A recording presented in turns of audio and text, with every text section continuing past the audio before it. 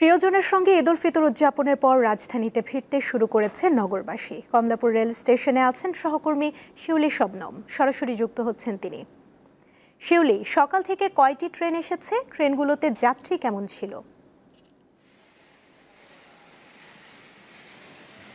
সুমনা, আপনি যেরকম বলছিলেন, মানুষ আসলে ঢাকায় ফিরতে শুরু করেছে ঈদের আনন্দঘন সময় প্রিয়জনের সাথে কাটানোর পর। এবং আজকে এই কারণে আমরা দেখেছি যে রাজধানীর বিভিন্ন ব্যস্ততম পয়েন্টগুলো, যেমন মহাখালী, গাবতলী এবং কমলাপুর রেল স্টেশন, এই পয়েন্টগুলোতে আমরা সকাল থেকে আসলে যাত্রীদের উপচে পড়া ভিড় দেখেছি। আমি এই মুহূর্তে কমলাপুর রেল স্টেশনে আছি।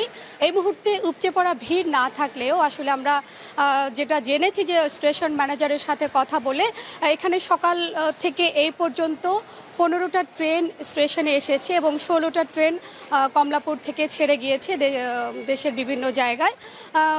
মূলত এখন যারা যাত্রী ঢাকা থেকে যাচ্ছেন তারা আসলে বেড়ানোর উদ্দেশ্যে যাচ্ছেন এবং তারা যেহেতু ঈদের সময়টা তারা আসলে রাজধানীতে প্রিয়জনদের সাথে কাটিয়ে পরে তারা সেটা বিভিন্ন পর্যটন স্পটে তারা যাচ্ছেন, তারা যেন ঈদের সময়টাকে আরও একটু আনন্দঘন করতে।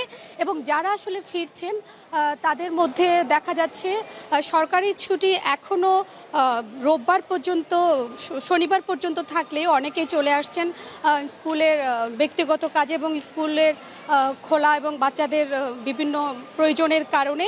এবং আমরা যেটা দেখেছি যে স্টেশন ম্যানেজারের সাথে কথা বলে তারা আসলে যাত্রীদের সম্পূর্ণ নিরাপত্তা দেওয়ার জন্য বিভিন্ন রকম আইন শৃঙ্খলা বাহিনী থেকে শুরু করে র্যাব, এপিবিএন তাদের সাথে সমন্বিতভাবে কাজ করছেন, যাতে যাত্রীদের কোথাও কোনো নিরাপত্তার ইস্যু তৈরি না হয় এবং ভোগান্তি তৈরি না হয়।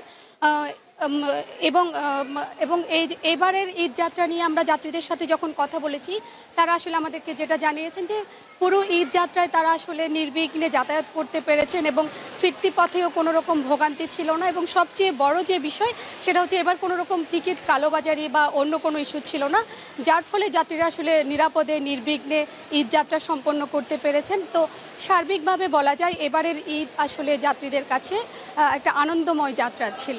সুমনা, কমলাপুর রেল স্টেশন থেকে যুক্ত ছিলেন সহকর্মী শিউলি শবনম।